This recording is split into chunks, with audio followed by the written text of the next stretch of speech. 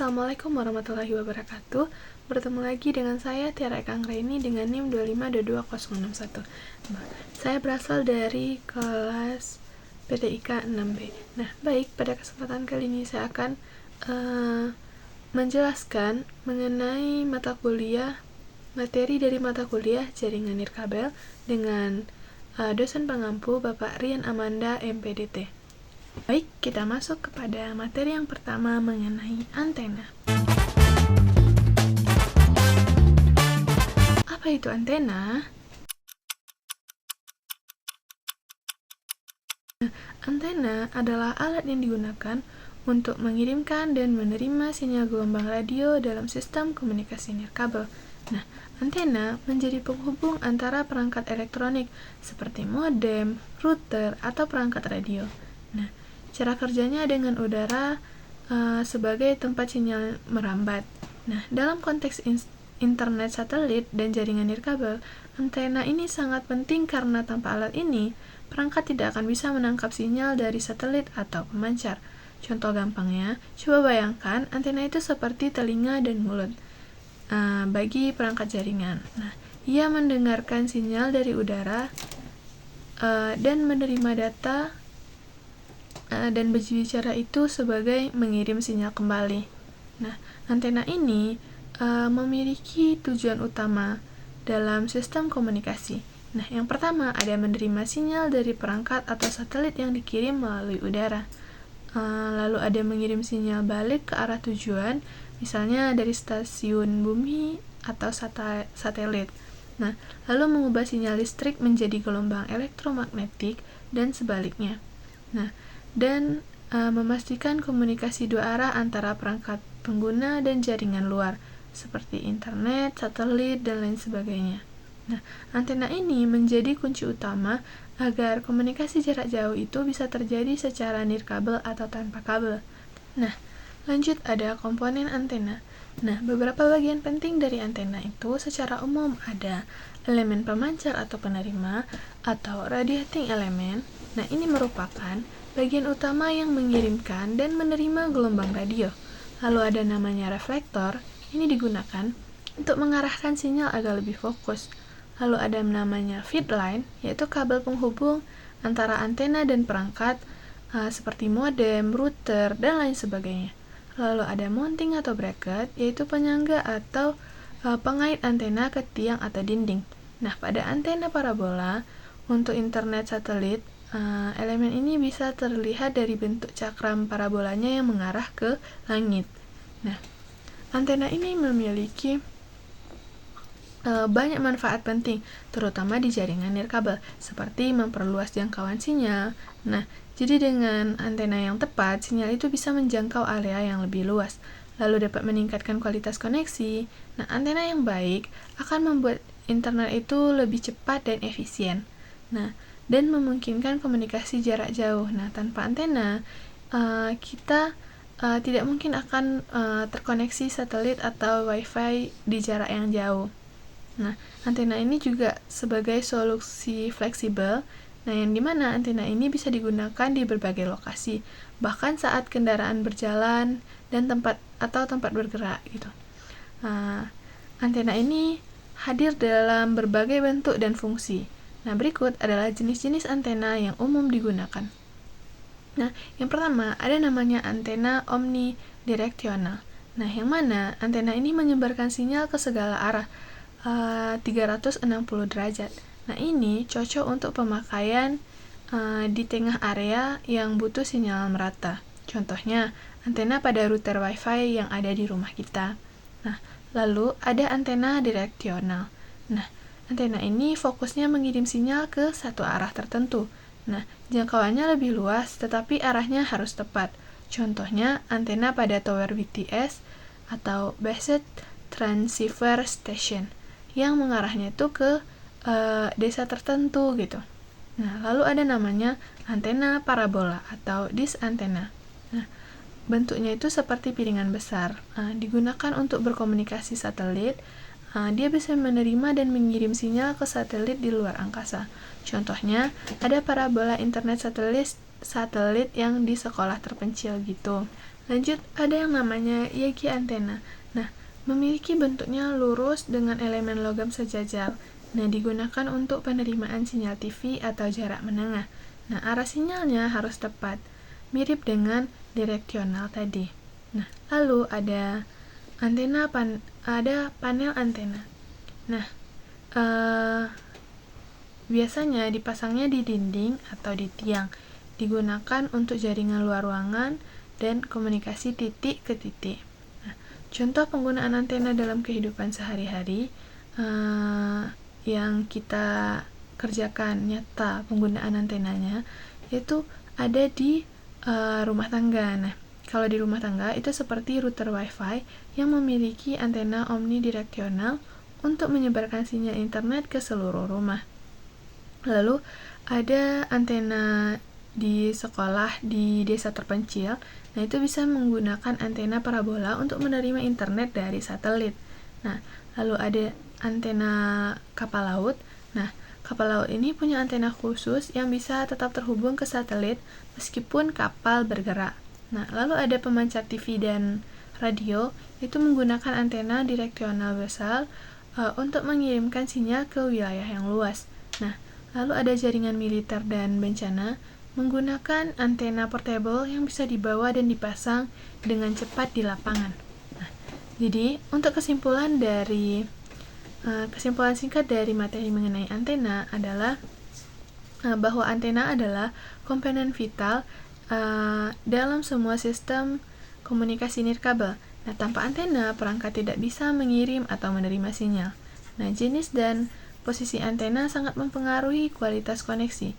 Jadi, oleh karena itu, dalam sistem seperti internet satelit, pemilihan dan pemasangan antena harus dilakukan dengan tepat agar jaringan tetap stabil dan bisa menjangkau lokasi yang lebih luas.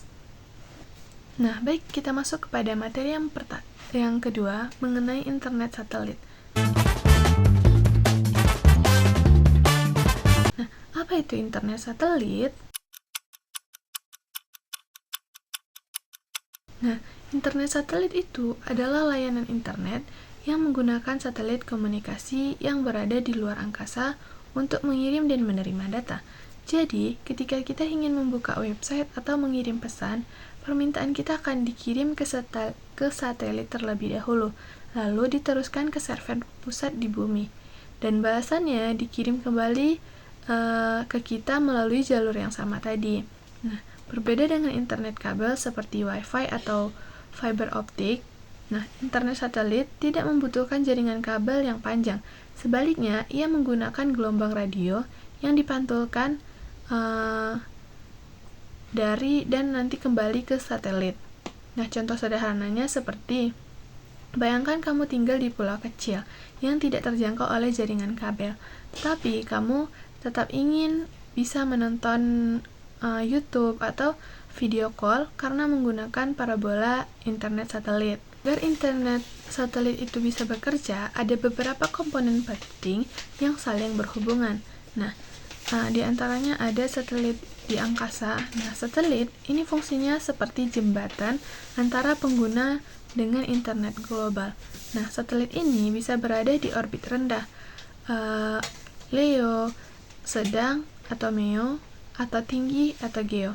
Nah, tergantung jenisnya. Semakin rendah orbitnya, semakin cepat responnya. Tapi jangkauan suatu satelit itu bisa lebih kecil.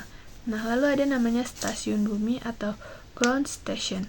Nah, ini adalah suatu tempat di bumi yang terhubung ke internet global atau data center dan bertugas mengirimkan sinyal ke satelit. Stasiun ini biasanya ada di kota-kota besar. Nah, lalu ada parabola, VSAT. Di rumah pengguna, parabola berfungsi menangkap sinyal dari satelit dan mengirim data balik. Ukurannya tidak besar, hanya sekitar 1 meter, dan bisa dipasang di atap rumah. Lalu ada modem satelit. Nah, modem ini menghubungkan parabola dengan laptop, komputer, atau router WiFi kita. Nah, modem mengubah sinyal radio menjadi sinyal digital yang bisa dipahami oleh perangkat. Nah, contoh di dunia nyatanya, di sekolah-sekolah di pedalaman Papua atau di Kalimantan, internet satelit ini dipasang menggunakan parabola kecil atau modem yang bisa ditaruh di atas atap. Nah, walau jauh dari kota, jadi mereka tetap bisa mengakses internet karena menggunakan parabola tadi. Nah, tujuan dari internet satelit ini adalah untuk menyediakan akses internet di daerah-daerah terpencil atau terisolasi seperti pulau-pulau kecil, daerah pegunungan, hutan, atau bahkan di tengah lautan. Nah, lalu juga mendukung komunikasi darurat saat terjadi bencana alam yang merusak jaringan kabel biasa. Lalu ada memberikan solusi internet yang mudah dipasang dan cepat digunakan tanpa perlu menggali tanah atau memasang tiang-tiang kabel. Nah, coba bayangkan ketika terjadi gempa besar dan seluruh jaringan kabel putus, hanya internet satelit saja yang masih bisa digunakan oleh tim SAR untuk mengirim data penyelamat. Nah, internet satelit ini tentu ada beberapa manfaatnya. Nah, manfaat besar dari penggunaan internet satelit ini, yang pertama yaitu jangkauannya itu sangat luas. Nah, satelit itu bisa menjangkau area yang sangat luas, bahkan seluruh negara atau benua. Nah, tidak peduli kamu tinggal di kota, desa, gunung, atau pulau terpencil, kamu tetap bisa berkomunikasi dan bisa terkoneksi. Nah, tidak butuh jaringan kabel. Nah, ini cocok untuk daerah yang sulit dijangkau oleh infrastruktur kabel seperti hutan, pegunungan, atau tengah laut. Nah, ini juga bisa digunakan sebagai darurat, saat-saat darurat. Nah, misalnya saat terjadi banjir, tsunami, gempa, atau kebakaran hutan. Nah, internet satelit ini bisa tetap berjalan karena dia tidak bergantung kepada tiang dan kabel yang ada di darat. Nah, lalu mobilitas tinggi. Nah, beberapa sistem internet satelit bisa dipasang di kendaraan seperti mobil, kapal, pesawat, jadi sehingga cocok untuk kegiatan ekspedisi atau militer. Nah, jenis-jenis satelit dalam layanan internet. Nah, berdasarkan ketinggian orbitnya, internet satelit itu dibagi menjadi, yang pertama ada namanya Geostationary Earth Orbit. Nah, satelit ini mengorbit pada ketinggian 35.786 km di atas ekuator. Nah, kelebihannya bisa menjangkau wilayah luas dengan satu satelit. Kekurangannya, karena jaraknya yang jauh, sinyalnya mengalami latensi atau delay yang cukup tinggi. Nah, contohnya satelit Palapa milik Indonesia. Yang kedua, ada yang namanya LEO, yaitu Low Earth Orbit. Nah, satelit ini berada lebih dekat dengan bumi, sekitar 500 sampai 2000 km. Kelebihannya, responnya lebih cepat, latensinya rendah, cocok untuk aktivitas real time seperti video call. Nah, kekurangannya karena jangkauannya kecil, perlu banyak satelit yang bekerja sama. Contohnya ada Starlink milik SpaceX. Nah, yang ketiga ada namanya MEO, Medium Earth Orbit. Nah, ini ketinggiannya sedang sekitar 8.000 sampai 20.000 km. Digunakan lebih banyak untuk sistem navigasi seperti GPS, tapi juga digunakan untuk internet. Nah, contoh penggunaan internet satelit dalam kehidupan nyata. Nah, pada bidang pendidikan, itu sekolah-sekolah di Papua, NTT, atau Kalimantan Utara yang tidak ada jaringan WiFi bisa tetap belajar daring berkat internet satelit ini. Nah, jika di bidang kesehatan, itu di puskesmas di daerah terpencil, itu bisa mengirim laporan atau berkonsultasi dengan dokter spesialis di kota lewat internet satelit. Nah, lalu di bidang perikanan dan maritim. Nah, kapal-kapal besar itu menggunakan internet satelit untuk mengupdate cuaca, melaporkan hasil tangkapan, dan berkomunikasi dengan pelabuhan. Nah, lalu untuk bencana alam, saat bencana seperti tsunami, gempa bumi, tim penyelamat bisa memakai internet satelit untuk berkoordinasi. Nah, lalu untuk pertahanan dan militer. Nah, digunakan untuk komunikasi rahasia di lokasi yang tidak ada jaringan umumnya. Kita masuk kepada materi yang ketiga mengenai jaringan seluler. Nah, yang pertama yaitu mengenai pengertian dari jaringan seluler. Nah, jaringan seluler adalah sistem komunikasi nirkabel yang menggunakan gelombang radio untuk menghubungkan perangkat pengguna seperti HP, HP, ponsel, smartphone, tablet, atau modem, dengan infrastruktur jaringan operator melalui menara pemancar sinyal yang disebut dengan BTS, Base Transceiver Station. Nah, jaringan ini disebut seluler karena wilayah layanannya dibagi menjadi area-area kecil berbentuk heksagonal yang disebut dengan sel. Dan masing-masing sel memiliki pemancar serta penerima sinyal sendiri. Setiap sel berfungsi untuk menangani komunikasi dalam areanya dan berinteraksi dengan sel lainnya untuk menjaga konektivitas pengguna, terutama saat mereka berpindah lokasi atau mobilitas. Nah, sebagai contoh, ketika seorang melakukan panggilan telepon atau VC, lalu atau mengirim pesan atau bahkan mengakses internet menggunakan smartphone, perangkat tersebut sebenarnya sedang terhubung ke salah satu base transceiver station terdekat. Nah, BTS ini kemudian mengirimkan sinyal ke pusat operator untuk diproses dan diteruskan. Nah, baik ke penerima lain atau jaringan yang sama atau jaringan eksternal termasuk internal. Nah, jaringan seluler ini ada tujuan penggunaannya. Nah, tujuan penggunaannya untuk menyediakan sistem komunikasi yang fleksibel, mudah diakses, dan dapat digunakan secara luas. Tujuan-tujuan utamanya meliputi yang pertama, memungkinkan komunikasi tanpa kabel. Nah, pengguna dapat melakukan panggilan suara, panggilan video, pengiriman pesan, dan bertukar data tanpa harus terhubung melalui kabel fisik seperti pada telepon rumah. Yang kedua yaitu akses internet mobile. Pengguna dapat mengakses internet kapan saja dan di mana saja melalui koneksi data seluler tanpa harus bergantung kepada jaringan Wi-Fi. Yang ketiga, mendukung mobilitas tinggi. Nah, pengguna tetap bisa terhubung meskipun sedang berpindah tempat seperti saat berkendara atau berpindah dari satu kota ke kota lain tanpa terputus dari jaringan. Nah, yang ketiga, manfaat dari jaringan seluler dalam kehidupan modern.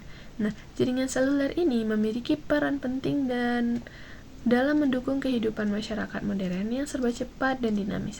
Manfaatnya antara lain, yang pertama komunikasi luas dan cepat. Nah, tanpa memerlukan kabel, komunikasi dapat dilakukan dengan cepat di mana saja selama masih dalam jangkauan BTS. Nah, akses internet itu juga fleksibel. Nah, bahkan di daerah yang tidak punya jaringan kabel atau Wi-Fi, pengguna masih bisa terhubung dengan internet menggunakan jaringan seluler.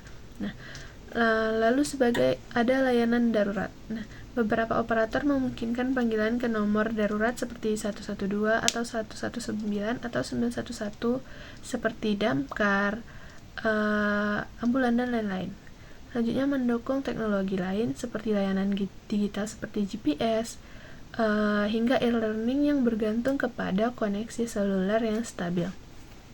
Nah, jaringan seluler ini agar jaringan seluler dapat berjalan dengan lancar diperlukan sejumlah komponen yang saling berintegrasi.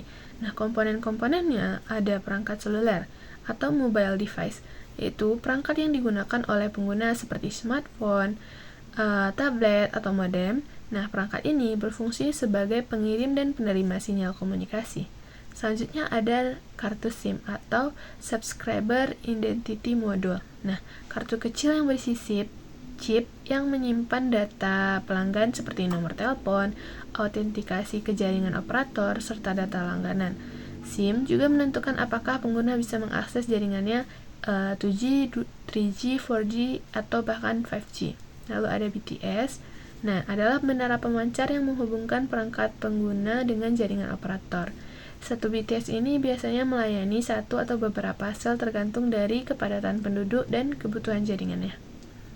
Nah, selanjutnya ada MSC atau Mobile Switch Center. Nah, adalah pusat pengontrol yang bertugas mengatur sambungan telekomunikasi antar pengguna, baik dalam satu jaringan maupun lintas jaringan. MSC ini juga menangani proses handover saat penggunaan berpindah area. Lalu ada Core Network, jaringan inti, adalah pusat jaringan operator yang mengelola dan meneruskan semua komunikasi, termasuk koneksi internet, pengolahan data pelanggan, dan layanan-layanan lainnya. Lanjut, jenis-jenis jaringan seluler. Nah, berdasarkan generasi, seiring dengan perkembangan teknologi, jaringan seluler ini telah mengalami evolusi dalam beberapa generasi. Nah, generasi yang pertama yaitu 1G, yaitu teknologi analog yang hanya mendukung layanan suara. kualitas suaranya masih buruk dan rawan gangguan. Nah, ini digunakan pada akhir 1970-an hingga 1980-an. Nah, generasi kedua yaitu 2G menggunakan sinyal digital, lebih aman dan efisien, mendukung layanan SMS dan panggilan suara. Teknologi yang digunakan yaitu GSM dan CDMA awal. Nah, yang ketiga, generasi ketiga yaitu 3G, memperkenalkan layanan data seperti internet, video call, dan media sosial dengan kecepatan lebih tinggi dari generasi kedua. Nah, ini cocok digunakan untuk penggunaan awal smartphone. Nah, lalu ada generasi keempat, yaitu 4G. Nah, kecepatan datanya tinggi, mendukung streaming video, game online, dan aplikasi real time. Teknologinya LTE dan LTE Advanced menjadi standar global. Nah, generasi kelima yaitu 5G, jaringan ultra cepat dengan latensi sangat rendah. Nah, cocok untuk teknologi canggih seperti Internet of Things, IoT, lalu kendaraan otonom, dan kota pintar. Nah, meski sudah mulai digunakan, tetapi jaringan 5G ini masih dalam tahap pengembangan di banyak wilayah. Nah, contoh penggunaan jaringan seluler dalam kehidupan sehari-hari. Nah, jaringan seluler sudah menjadi bagian tak terpisahkan dari kehidupan modern kita. Contoh penerapannya meliputi yang pertama, mengakses internet itu melalui pakai data saja, tidak ada wifi. Lalu melakukan video call dengan keluarga, teman, dosen, dan belajar online. Lalu bisa menggunakan aplikasi transportasi online seperti Gojek, Grab, Maxim, dan lain sebagainya. Lalu menerima OTP untuk transaksi perbankan. Lalu bisa melacak penggunaan aplikasi GPS dan menonton live streaming di medsos atau platform lainnya, platform video. Nah, tantangan dan solusi dalam jaringan seluler. Nah, meski sangat berguna, jaringan seluler ini juga menghadapi berbagai tantangan teknis dan lingkungan, antara lainnya. Nah, tantangannya itu sinyal lemah di daerah-daerah tertentu seperti pegunungan, daerah terpencil, atau dalam gedung bertingkat atau gedung tertutup. Nah, overload jaringan sangat banyak pengguna aktif bersamaan seperti malam tahun baru, dan lain sebagainya. Lalu ada gangguan cuaca seperti hujan lebat, badai, itu juga dapat mempengaruhi kualitas sinyal. Nah, solusinya yaitu bisa menambahkan base transceiver station di lokasi yang strategis dan padat penggunanya. Nah, yang kedua dengan menggunakan teknologi satelit atau fiber sebagai penopang jaringan, atau menginstal repeat sinyal dan penguat sinyal di dalam rumah atau gedung. Nah, jadi kesimpulan mengenai jaringan seluler ini adalah sistem komunikasi modern yang memungkinkan kita terhubung dengan dunia melalui perangkat mobile. Dengan menggunakan teknologi gelombang radio, jaringan ini memungkinkan layanan komunikasi dan internet secara luas tanpa kabel. Perkembangannya itu mulai dari 1G, 2G, 3G, hingga 5G. Yang ini menunjukkan peningkatan kecepatan, kualitas, dan kapasitas jaringan. Di masa depan, jaringan seluler akan semakin penting dalam mendukung teknologi canggih dan gaya hidup digital, mulai dari layanan komunikasi, hiburan, pendidikan, hingga transportasi dan kesehatan. Lanjut, materi yang keempat atau materi yang terakhir, yaitu mengenai jaringan ADHOC atau ad hoc. Nah, jaringan ad hoc ini adalah jenis jaringan nirkabel yang dibentuk secara spontan antara sejumlah perangkat tanpa memerlukan infrastruktur jaringan tetap seperti router, switch, atau access point. Nah, dalam jaringan ini, perangkat yang terhubung akan saling berkomunikasi secara langsung satu dengan yang lainnya, baik dalam mengirim maupun menerima data. Nah, dalam istilah teknis, setiap perangkat yang terhubung dalam jaringan ad hoc ini bertindak sebagai node independen yang juga bisa berperan sebagai router untuk meneruskan data ke perangkat lain. Nah, hal ini memungkinkan komunikasi dilakukan secara desentralisasi tanpa adanya server pusat atau pengaturan lalu lintas data. Contoh sederhananya, ketika 2 atau lebih laptop terhubung melalui fitur Wi-Fi direct tanpa menggunakan internet atau jaringan Wi-Fi. Itulah jaringan ad hoc ini. Nah, sama halnya dengan berbagai file via Bluetooth antar perangkat. Nah, tujuan dibuatnya jaringan ad hoc ini adalah untuk memungkinkan berkomunikasi langsung antar perangkat dalam situasi atau lokasi yang tidak memiliki jaringan tetap. Nah, beberapa tujuan lainnya meliputi yang pertama, menyediakan koneksi sementara di lingkungan yang tidak memiliki infrastruktur, seperti area bencana atau medan perang. Nah, yang kedua, memfasilitasi komunikasi cepat dan mudah antar perangkat dalam jumlah kecil. Selanjutnya, menjadi alternatif murah dan fleksibel untuk berkomunikasi peer-to-peer. Nah, selanjutnya digunakan dalam pengujian atau eksperimen teknologi jaringan dan komunikasi. Lalu ada untuk menunjang mobilitas tinggi, karena jaringan ini bisa meliputi pergerakan perangkat yang saling terhubung. Nah, selanjutnya kita masuk kepada pembahasan mengenai manfaat dari jaringan ad hoc ini. Nah, penggunaan jaringan ad hoc ini memberikan sejumlah manfaat penting, khususnya dalam konteks fleksibel dan efisiensi, seperti cepat dibentuk. Nah, jaringan ad hoc ini tidak membutuhkan proses konfigurasi jaringan yang kompleks atau infrastruktur fisik. Nah, mobilitasnya tinggi. Jaringan ini tetap berjalan meskipun perangkatnya bergerak, jadi cocok digunakan untuk aplikasi mobile atau militer. Nah, jaringan ad hoc ini biayanya rendah, tidak memerlukan biaya instalasi atau langganan layanan jaringan. Nah, dan juga dia fleksibel dan portable, dapat digunakan dalam berbagai situasi dan lokasi tanpa batasan fisik. Responnya cepat dalam kondisi darurat yang bisa langsung dimanfaatkan di daerah bencana atau saat krisis, saat jaringan konvensional itu lumpuh. Nah, komponen utama dalam jaringan ad hoc ini yang mendukung kinerjanya itu, yang pertama ada perangkat nirkabel seperti laptop, smartphone, HP, tablet, atau sensor yang mampu membentuk koneksi secara langsung. Nah, yang kedua ada adaptor nirkabelnya. Nah, komponen hardware seperti Wi-Fi atau Bluetooth yang memungkinkan perangkat saling terhubung. Nah, yang ketiga ada protokol komunikasi. Nah, ini digunakan untuk mengatur cara perangkat saling bertukar data.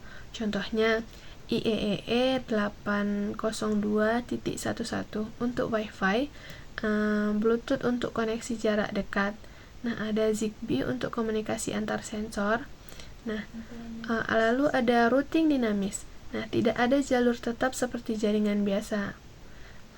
Lalu perangkatnya bisa secara otomatis memilih jalur terbaik untuk meneruskan data antar node.